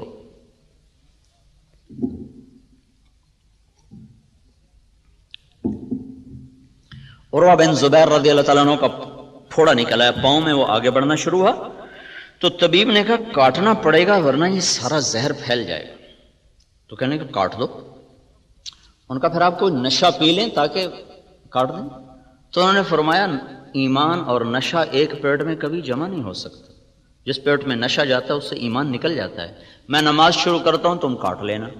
تو ایسے بیٹھ کر انہوں نے پاؤں یوں کر کے پھیلا دیا اور نماز کی نیت باندھ کے بیٹھ گئے. تو اس زمانے میں وہ تیز دھار آلے سے کاٹتے تھے، پھر اس پر گرم تیل پھینکتے تھے تاکہ سارے اوپر والے زخم جل جائیں اور خون بہنا بند ہو جائے. تو اتنے دو تکلیف دہ عمل، پہلے کاٹا گیا، پھر تیل ڈالا گیا، پھر پٹی. اس سب کے دوران ان کے جسم میں جنبش بھی نہیں ہوئی. سلام پھیرنے کے بعد فرمانے لگے مجھے کچھ پتہ نہیں چلا تم نے کب کاٹا اور کیسے کاٹا. پھر اپنے پاؤں کو دیکھ کر فرمایا اے اللہ تو گواہ رہنا میرا یہ پاؤں کبھی بھی تیری نافرمانی میں نہیں اٹھا. یہ وہ نمازی ہے جس کی نماز پر اللہ تعالیٰ کے وعدے ہیں، نماز پڑھو گے یہ ہو جائے گا، نماز پڑھو گے دروازے کھل جائیں گے، نماز پڑھو گے جنت مزین ہو جائے گی، نماز پڑھو گے فتوحات کے در کھلیں گے، نماز پڑھو گے رزق کھلے گا، نماز پڑھو گے برائی سے نکلو گے، نماز پڑھو گے اللہ کی غیبی تائید تمہیں شامل ہو جائے گی، نماز پڑھو گے ناممکنات تمہارے لیے ممکن ہو جائیں گی. یہ وہ مقام ہے جہاں پر آ کر اللہ تعالیٰ کا غیبی نظام حق میں ہو جاتا. پانچواں درجہ ہے جو بہت خال خال لوگوں کو ملتا ہے، جو اللہ کے نبی نے فرمایا تھا کہ نماز آنکھوں کی ٹھنڈک بن جائے، نماز راحت بن جائے، نماز ساری تھکن دور کر دے. جعلت قرۃ عینی فی الصلاۃ، نماز آنکھوں کی ٹھنڈک بن جائے. یہ مقربین لوگ، وہ 22ویں گریڈ کے لوگوں کو یہ نماز ملتی ہے. جب وہ اللہ اکبر کہتے ہیں تو پھر وہ ساری دنیا سے غافل ہو جاتے ہیں. ابو ریحانہ رضی اللہ تعالیٰ عنہ جہاد کے سفر سے واپس آئے، یا کسی سفر سے، صرف سفر کا لفظ ہے. تو جب رات کو کمرے میں بیوی کے ساتھ خلوت میں آئے تو کہنے لگے 2 نفل پڑھ لوں پھر بیٹھتا ہوں. کہنے لگے پڑھ لو. 2 نفل جو شروع ہوئے، رات ڈھلتے ڈھلتے ڈھلتے ڈھل گئی اور ابو ریحانہ کے نفل ختم نہ ہوئے، یہاں تک کہ مؤذن کی اذان پر جا کر انہوں نے نماز ختم کی، سلام پھیرا تو ان کی بیوی نے کہا ابو ریحانہ یہ کیا جفا ہے، پہلے سفر کی جدائی، پھر کمرے میں رہ کر یہ میرے اوپر زیادتی، کیا میرا حق نہیں تھا؟ کہنے لگے مجھے اللہ کی قسم میں بھول گیا. کہنے لگے اللہ کے بندے ایک کمرے میں بیٹھ کر تو کیسے بھول گیا؟ یہ ہمارے تو لوگ چلے میں جاتے ہیں نا، وہاں بھی روز فون بیویوں کو کرتے ہیں کی حال ہے، ٹھیک ہے آج کی پکائے نے، آج پالک پکائی. چلے میں جا کر بھی یہ جو موبائل فون روز روز. ایک مولوی صاحب سال لگا رہے تھے میرے پاس، کہنے کہ بیوی کا خط نہیں آ رہا، بڑا پریشان. میں نے کہا اچھا ٹھیک ہے دعا کرو. تو کوئی 15-20 دن گزرے تو میں گزرا تو وہ مولوی صاحب جو تھے نا ایسے لیٹے ہوئے، امریکہ سے آئے تھے سال لگانے کے لیے جماعت، تو لیٹے ہوئے لیٹے لیٹے ہنس رہے تھے. اب یقین مانے مجھے کچھ پتہ نہیں، لیکن میں نے اندازہ لگایا کہ لگتا ہے خط آ گیا. میں نے کہا مولوی صاحب کیا بیگم کا خط آ گیا؟ کہنے لگے ہاں آ گیا. اور یہاں ایک کمرے میں ان کو یاد ہی کوئی نہیں ہوا میرے پاس کوئی ہے. تو وہ کہنے لگی اللہ تیرا بھلا کرے، تجھے میں کیسے بھول گئی، تیرے برابر تو بیٹھی ہوں. کہنے لگے جب میں نے قرآن پڑھنا شروع کیا تو میرے آگے جنت کھل گئی، مجھے کچھ یاد نہیں رہا. یہ بھی نماز کا ایک درجہ ہے. پر چلو یہ نہ صحیح، اتنا تو ہو، کوئی ادھیڑ بن تو ہو، کچھ ادھیڑ بن تو ہو. ادھیڑنا ہی ادھیڑنا، بخیے ہی ادھیڑ کے رکھ دیے، کچھ بنے کچھ ادھڑے، اتنی تو ہو جائے نماز کبھی اللہ کے سامنے کبھی گھر کے سامنے۔ جب ایسی نہ پڑھ سکیں تو پھر بعد میں اس لیے تو ہے جب آپ سلام پھیرتے تو کہتے تھے اللہ اکبر، پھر کہتے تھے استغفر اللہ استغفر اللہ استغفر اللہ، میرے مولا مجھے معاف کر دے، مجھے معاف کر دے، مجھے معاف کر دے۔ کون سا گناہ کیا ہے جس پر معافی مانگی جا رہی؟ یہ کیا ہے کہ جیسے تیرے سامنے کھڑا ہونا تھا میں نہیں کھڑا ہو سکا، مجھے معاف کر دے۔ جیسے تیرے سامنے سجدوں کی ضرورت تھی میں ویسے سجدے نہیں کر سکا، یا اللہ تو مجھے معاف کر دے۔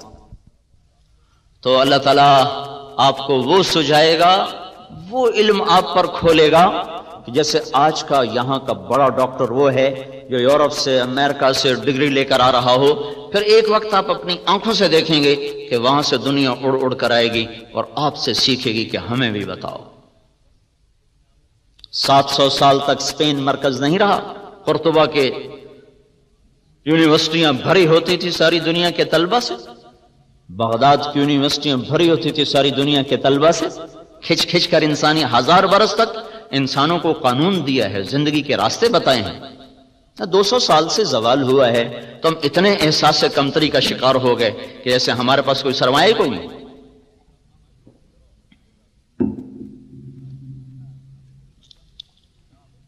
تو میرے بھائیوں،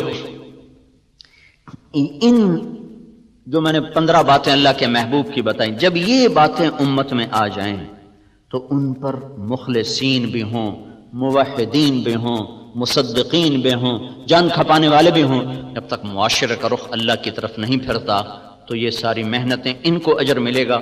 معاشرے کا رخ خیر کی طرف پھرے بغیر اللہ کا غیبی نظام ہمارے حق میں نہیں ہو سکتا۔ تو 95% معاشرہ تو باغی ہے،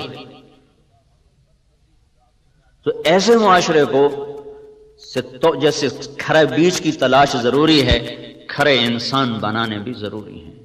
صرف بیج بنانے سے کام نہیں بنے گا، اس کے ساتھ ساتھ انسانوں کو بنانا بھی ضروری ہے۔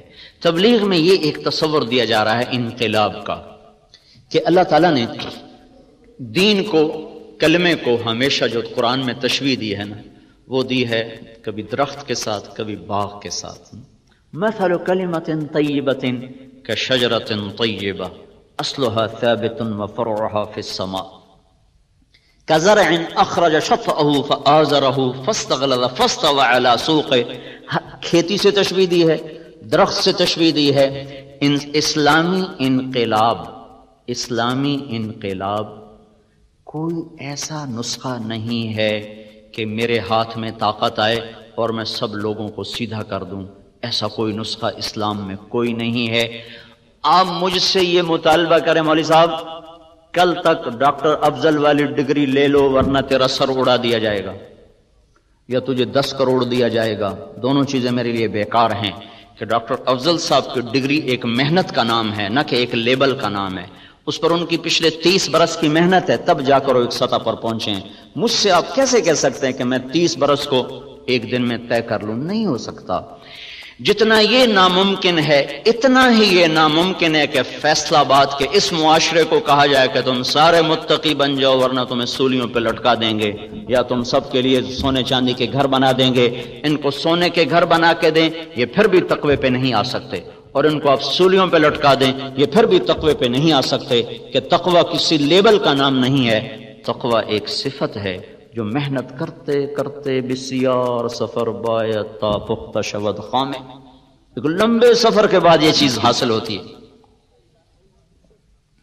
تو جیسے ایک بیج کو بنانے میں کتنے سال لگتے ہیں، پھر اس کو زمین میں بونے میں، پھر اس کو درخت بننے میں، پھر اس کو پھل دینے میں، ایک تدریج ہے۔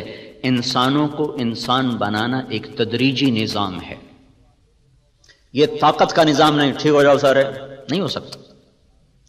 بچہ پیدا ہوتے ہی لوگ رشتہ نہیں تلاش کرتے، بچہ پیدا ہوتے ہی لوگ دودھ تلاش کرتے۔ کوئی دیوانہ ایسا نظر نہیں آئے گا جو بچے کی پیدائش کے ساتھ ہی رشتہ ڈھونڈنا شروع کر دے۔ 20 برس بعد کی بات کو آج کو نہیں ڈھونڈتا، ان پڑھ سے ان پڑھ بھی کہتا دودھ لے آؤ، کسی پسو دودھ لے آؤ۔ تدریج چلتے چلتے چلتے ایک وقت آئے گا جب یہ خود ہی شادی کے قابل ہو جائے گا۔ بیج بوتے ہی اگلے دن جا کے کوئی نہیں پھل دیکھتا۔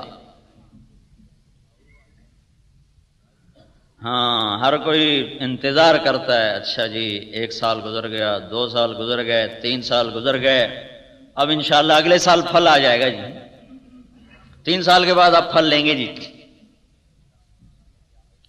ہم نے باغ لگایا تھا کوئی 30-32 ایکڑ، تو ابھی چند پہلے کی بات ہے، میرا چھوٹا بھائی مالی سے پوچھ رہا تھا، انہوں نے کہا پھل کدا لینا ہے کہ جی حالی 2 سال دیر ہے، تو اس نے کوئی نہیں کہا یار اسی بڑی دیر نال لایا سانو ہنے پھل چاہیے۔ اچھا بھائی ٹھیک ہے، تدریج کائنات کا ایک ایسا محکم قانون ہے جس کو نہیں توڑا جا سکتا، لیکن دین کے معاملے میں ہم جذباتی ہو جاتے ہیں، اس میں ابھی ہو جائے، ابھی ہتھیلی پہ سرسوں جما دے۔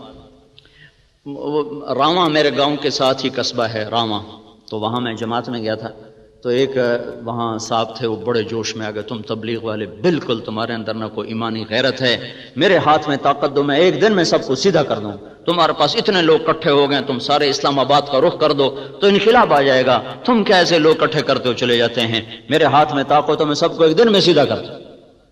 بیچ میں ایک آدمی بولا، میاں صاحب تھوڑے پتر نماز پڑھ دینا، کیوں تو کوئی نہیں پڑھ دے کہ پہلے انہوں تو پڑھا لو، ڈنڈے سے تو اولاد نہیں مانتی۔ میں جب اسکول میں تھا سینٹرل ماڈل 69 تک میں رہا، 64 سے 69 تک میٹرک وہیں سے کیا تھا، 6 سے 10۔ تو ہمارے ایک وارڈن آ گئے تھے ہاسٹل کے، طالب حسین مرحوم، بڑے نیک استاد تھے، لیکن اس وقت ہماری سوچ فاسد، تو ہمیں بالکل زہر لگتے تھے۔ انہوں نے نماز کو لازمی قرار دے دیا، حاضری ہوتی تھی مغرب کی نماز میں اور عشاء کی نماز، 2 نمازوں میں حاضری ہوتی تھی۔ تو عشاء کی نماز ہو رہی تھی، میں سب سے پچھلی صف میں کھڑا تھا، میرے برابر میں ایک لڑکا مرید کے کا آ کے کھڑا، میرا روم میٹ تھا، 1 سال مجھ سے پیچھے تھا، تو اس نے آ کر نماز کی نیت باندھی، 4 رکعت نماز فرض عشاء واسطے طالب حسین دے، اللہ اکبر۔ ہاں جی، وہ میری نماز بھی ٹوٹ گئی، اور میں کہا ایک ہی کیتا ہے کہ میں تو طالب حسین دی پڑھدا پیا، رب دی تو پڑھدا کوئی۔ تو ہم لوگ جو کہتے ہیں حکومت تم تبلیغ والے ایسے بس مری مری باتیں کرتے ہو، ڈنڈا ہاتھ میں سب کو سیدھا کر، وہ ایسے سیدھے ہوں گے جیسے وہ سیدھا ہوا تھا، واسطے طالب حسین دے، اللہ اکبر۔ افراد کو بنانا پڑتا ہے، حکم سے نہیں بنتے، افراد تیار کیے جاتے ہیں، اور ہر اینٹ کو الگ الگ پکایا جاتا ہے، ہر اینٹ الگ الگ آگ مانگتی ہے، تب جا کر وہ تیار ہوتی ہے، پھر جا کر وہ دیوار پہ لگتی ہے۔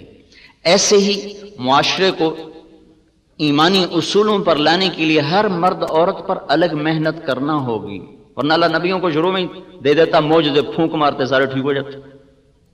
معجزات نہیں دیے گئے، معجزات دیے گئے قوت کو بتانے کے لیے، ایسا کوئی معجزہ نہیں دیا گیا کہ ایک نظر ڈالیں اور سب سارے ایمان لیں۔ اللہ کے نبی سے بڑھ کر کس کی نظر ہوگی؟ چونکہ ہمارے ہاں ایک تو جہالت ہے، اور جہالت کا علاج کوئی نہیں، سارے مرض کا علاج ہے، پر جہالت کا علاج کوئی نہیں۔ اور ہم ہندوازم سے آئے اسلام میں تو جوگ کا ایک تصور ہے، ان کے کرتب، ان کے کرشمے اور ان کی وہ عجیب و غریب حرکات سکنات، اسی پر ہم ولایت کو بھی تولتے چلے گئے۔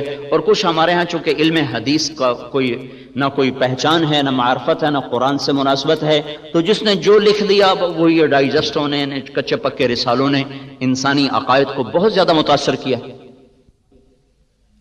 کجو تو ہکے نظر نال بیڑے پار ہو جاندے، ہکے نظر نال بندہ کنارے لگ جائے۔ میں کہ چلو ہکے نظر نال کوئی بی تو بنا دیو، ہکے نظر نال کوئی ڈاکٹر افضل تو بنا دیو، ہک نظر پائی تو ڈاکٹر شعیب بن گیا، چلو بھائی ہیں۔ کبھی کہیں کوئی دیکھا کہ ایک نظر سے ڈاکٹر شعیب جیسا محنتی آدمی اور محقق پیدا ہو جائے؟ یا آپ سارے ماشاءاللہ اپنے لائن کے ماہر لوگ بیٹھے ہوئے، آپ کی زندگیاں لگ گئیں، تب جا کے ایک دولت نصیب ہوئی۔ دین اس سے کھربوں گنا قیمتی دولت ہے، ایک نظر سے اللہ دے سکتا ہے کسی کو؟ اللہ کے محبوب سے بڑی نظر کس کی ہوگی؟ اللہ کے محبوب سے طاقتور تاثیر صحبت کس کی ہوگی؟ اور آپ کو کتنی تمنا تھی کہ قریش میری قوم ایمان لے آئے، قوم نے نکالا، ایمان نہیں لائے۔ 250 آدمی ٹوٹل مسلمان تھے جب آپ مکہ چھوڑ کر تشریف لے گئے، 250 ٹوٹل، 13 برس کی محنت میں 250 آدمی۔ یہ زمانہ کرشمات کا نہیں ہے، معجزات کا نہیں ہے، اسباب کا جہان ہے، انسان بنانے پڑتے ہیں۔ اور انسان بنتا ہے مسجد میں جا کر۔ مسجد ہے جو انسان کو انسان بناتی، مسجد کی زندگی، مسجد کا ماحول ہے جو انسان کو انسان بناتا ہے، جس سے لیبارٹری میں آ کر سائنس کھلتی ہے، مسجد میں جا کر انسانیت کھلتی ہے۔ یہ پہلا گھر اللہ نے زمین پر بنایا تو مسجد کو، ان اول بیت وضع للناس للذی ببکۃ مبارکا، پہلا گھر جو ہم نے زمین پہ بنایا ہے وہ بیت اللہ کو بنایا ہے، مسجد کو بنایا۔ ہمارے نبی جب مدینے میں گئے سب سے پہلے قباء میں گئے تو مسجد بنائی، مدینے میں پہنچے تو مسجد کو بنایا، پھر امت کا تعلق مسجد کے ساتھ جوڑا۔ یہ تعلق انسانوں کو انسان بناتا ہے۔ تو بھائی تبلیغ کا تصور انقلاب یہ ہے کہ ایک ایک دانے کو بنایا جائے، اور دانے کو طاقت سے نہیں بڑھایا جاتا، دانا اپنے قدرتی ایک نظام کے ساتھ بڑھتا ہے، پھر خود بخود وہ درخت بن کر اوپر تک چلا جاتا ہے۔ ایسے ہی انسانوں کو انسان بنانے کے لیے ایک محنت ہے، جب اس دھارے میں ڈال دیا جاتا ہے تو آہستہ آہستہ آہستہ وہ خود انسانیت کے مراحل کو طے کرتے ہوئے پھلدار بن جاتے ہیں۔ تحریکوں میں شور و شغب ہوتا ہے اور مثبت کام خاموشی سے ہوتے ہیں۔ درخت مثبت کاموں میں یہ فرق ہے، منفی کاموں میں شور ہوتا ہے، ہنگامہ ہوتا ہے، نتیجہ کوئی نہیں ہوتا۔ مثبت کام چپ کر کے ہوتے ہیں، خاموشی سے پھول کھل جاتا ہے اور اپنے آپ مہکنا شروع کر دیتا ہے۔ خاموشی کے ساتھ درخت سایہ دار بن کے پھیل جاتا ہے، روزانہ بڑھتا ہے پر پتہ نہیں چلتا، روزانہ قد آور ہوتا ہے پر شور نہیں ہوتا۔ بچہ ماں کی گود میں روز بڑھتا ہے پر پتہ نہیں چلتا، اور وہ 6 پاؤنڈ کا ہو کر وہ 50 کلو تک چلا جاتا ہے اور پتہ نہیں چلتا، شور نہیں ہوتا۔ مثبت کام ایسے خاموشی کے ساتھ اپنا سفر شروع کرتے ہیں اور وہ ایک زندگی کو اپنی لپیٹ میں لے لیتے ہیں۔ ایک عرصے کے بعد مولانا الیاس صاحب رحمۃ اللہ علیہ نے تحریکی راستوں سے ہٹ کر مثبت راستوں پہ کام شروع کیا۔ 6 بر اعظم میں اللہ نے تبلیغ کی محنت کو متعارف کرا دی۔ یہ میں آپ کو کسی عقیدت کی وجہ سے نہیں کہہ رہا ہوں کہ مجھے دین کا تعارف تبلیغ کے ذریعے سے، ہمارا بیک گراؤنڈ ایک ذمہ دار فیملی ہے، اور ایسی فیملی جو لوکل، ہم مہاجر پھر بھی کچھ آئے تھے تو کچھ ان کو سوجھ بوجھ تھی، ہم لوکل پنجاب کے، ہمیں لوگ جانگلی کہتے ہیں، ہم جانگلی لوگ تھے، جنگل میں رہتے۔ مجھے سمجھ میں نہیں آتا تھا لوگ ہمیں جانگلی کیوں کہتے ہیں، پھر مجھے پتہ چلا میرے باپ کے انتقال پر نا تعزیت کے لیے ہمارے ایک آیا آدمی، کہاں سے؟ شجاباد ہم سے کوئی 60-70 کلومیٹر نہ، وہ یہ وہاڑی سے آگے ہے لڈن، وہ دلتانوں سے ہمارے تعلقات تھے، تو وہاں سے ایک آدمی آیا اونٹ پہ سوار، عمر کتنی تھی؟ 82 سال، اونٹ پہ بیٹھ کر لڈن سے وہ کوئی 50 کلومیٹر کا سفر کر کے آیا۔ مجھ سے کہنے لگا میں تیرے دادے دا نوکر ہوں۔ میں نے پتہ لگ گیا بھائی اللہ بخش مر گیا ہے، میں آیا پرچاون تو میرے ہتھاں دا بال آئی۔ اس نے یہ عقدہ کھولا کہ یہ سارا جنگل ہوتا تھا اور زمیندارہ کوئی نہیں ہوتا تھا، زمینیں تھی جنگل، اور جنگل میں ہم تمہاری بھینسیں چراتے، گائے چراتے، راوی ہم سے قریب ہے، کم صبح جاتے تھے شام کو لے کر آتے تھے جنگل میں۔ کا میں نے یہاں شیر بھی دیکھے ہیں، ہرن بھی دیکھے ہیں، سب کچھ میں نے یہاں دیکھا ہوا ہے۔ تو تم لوگ، اس دن مجھے سمجھ میں آ گئی ہے ہمیں لوگ جانگلی کیوں کہتے ہیں۔ اور فطرت کیا تھی، وہ 82 سال کا ہو گیا تھا۔ میں کہ چاچا ہوں تو بالکل کنارے لگا کھلا ہے، ہوں تک داڑھی رکھ لا، اتنی تیری عمر ہو گئی۔ آکھنا کا پتر رکھ تا لواں، ساری زندگی چوریاں کیتیاں تے ہوں توبہ تا کر لئیے، پر کسے کسے لے ککڑ حالی بھی لکا لینا تے مڑ میں داڑھی نال لپی گیا تو بڑا بھیڑا کام۔ ایسے ہمارے نوکر ہوتے تھے کہ 82 سال کی عمر میں کہ ککڑ حالی میں لکا لینا، یہ ہاتھ چاہ جائے۔ تو ہمیں تو کوئی دینی بیک گراؤنڈ تھا نہیں، تبلیغ کی محنت کو اللہ نے ذریعہ بنایا اور ایک رخ ملا۔ تو اب یہ نہ سمجھے کہ میں اس عقیدت کی وجہ سے تبلیغ کی اہمیت کو بتا رہا ہوں۔ اللہ نے مجھے 6 بر اعظم کا سفر کرایا، اسی دعوت کی نسبت سے کرایا، اور پھر ہر گھاٹ کو دیکھا، چکھا، پیا بھی، اترا بھی۔ یہ تبلیغ ایک انوکھا ہی کام ہے جو اللہ نے امت کو دیا ہے۔ پچھلی صدیوں میں ایسا کام نہیں ہوا جس نے امت کے تمام طبقات کو ایسے لپیٹا ہے۔ جب 1996 میں ہم شوبز کے لوگوں میں داخل ہوئے، پھر کرکٹ والوں میں داخل ہوئے، تو ایک اداکار مجھ سے کہنے لگا توبہ کر کے، کہنے لگا مول صاحب بس اب ہدایت آ جائے گی، اب دین پھیل جائے گا۔ میں نے کہا کوئی الہام ہوا؟ کہنے لگا نہیں، ہم لوگ ہیں برائی کے پروڈیوسر. جب ہم توبہ کر گئے اب سارے لوگ ہی توبہ کر جائیں گے. ہم سے برائی پھیلتی ہے کہ ہمیں اللہ کا ڈر پیدا ہو گیا ہے, تب سارے ہی لوگ توبہ کریں گے. تو اللہ تعالیٰ نے اس طرح اس کو چپکے سے پہلے دیمک کی طرح باطل کے اندر اس کو ایسا داخل کیا ہے کہ اندر سے ساری عمارت کھوکھلی کر کے رکھ دی. اگرچہ آج بھی شکل نافرمانی کی زیادہ ہے, لیکن اللہ تعالیٰ نے حق کے گراف کو بڑھایا ہوا ہے, یوں جا رہا ہے, یوں جا رہا ہے, یوں جا رہا ہے. اور امت کے تمام طبقات کے اندر اللہ نے اس محنت کو داخل کیا. پرسوں کے اخبار میں نے یوسف کو دیکھا سجدہ کرتے ہوئے, تو مجھے بڑی خوشی ہوئی کہ جب یہ 3 سال پہلے آیا تھا, مسلمان ہوا, تو اس نے مجھ سے کہا کہ میں یہ کراس بنانا میری مجبوری ہے, میں ابھی اسلام ظاہر نہیں کر سکتا. تو یہ میں کرتا رہوں, جو میں نے کہا کرتے رہو, کوئی نہیں, اس کے کرنے سے کیا, تم مکھی اڑانے کی نیت کر لو, مکھی اڑا رہے ہیں آپ, تو کراس کی نیت ہی ختم ہو جائے گی. تو یہ وہ لوگ تھے جو ہمیں اپنے دروازے پہ نہیں کھڑا ہونے دیتے تھے, ایسا تکبر تھا. جب میں پہلی دفعہ سعید انور کے گھر گیا تو کوئی میرے خیال ہے 1.5-2 کروڑ تو صرف اس کے پورچ میں کھڑا ہوا تھا. ایسی عجیب و غریب قسم کی گاڑیاں, تو اتنی چھوٹی عمر میں اتنا رزق بھی مل جائے, عزت بھی مل جائے, تو تکبر تو آپ ہی آ جاتا. ان لوگوں میں ایسے دین کا پہنچنا اور ان کا دین کی طرف آنا, یہ ایک آسمانی نظام ہے, اس کے پیچھے کوئی انسانی طاقت کوئی نہیں ہے. یہ اللہ کا اپنا غیبی نظام ہے جس نے زیر و زبر کرنے کا ارادہ کر لیا ہے باطل قوتوں کو. تو اللہ کی سنت یہ ہے کہ آہستہ آہستہ لاتا ہے, آہستہ آہستہ آہستہ آہستہ بات کو اللہ تعالیٰ اوپر چڑھاتا ہے. تو تمام طبقات انسانیت میں اللہ نے اس محنت کو داخل کیا. تو آپ بھائیوں کی خدمت میں گزارش ہے, اپنے تحقیقاتی کاموں کے لیے وقت نکالو. جہاں اچھے بیج تیار کرنے ہیں وہاں اچھے انسان بھی تیار کرنے ہیں. یہ ادھورا کام ہو. ہم امت محمد صلی اللہ علیہ وسلم ہیں, ہماری ذمہ انسان بنانا بھی ہے, خود بھی انسان بننا ہے, اوروں کو بھی بنانا ہے, اور انسانیت کے لیے سہولت کی راہوں کو بھی ہموار کرنا ہے. اپنے شعبے کے ساتھ بھی انصاف اور انسانیت کی بھی خدمت کرنی ہے, ان کو بھی اللہ کے قریب کرنا ہے. وہ احسان عظیم ہے. دنیا میں تبلیغ سے بڑا ویلفیئر کا کام کوئی نہیں ہے, جو دیکھنے میں کچھ بھی نہیں نظر آتا, لیکن یہ وہ ویلفیئر سوسائٹی ہے جو انسانوں کو جہنم سے ہٹا کر جنت کے راستے پر ڈال دیتی.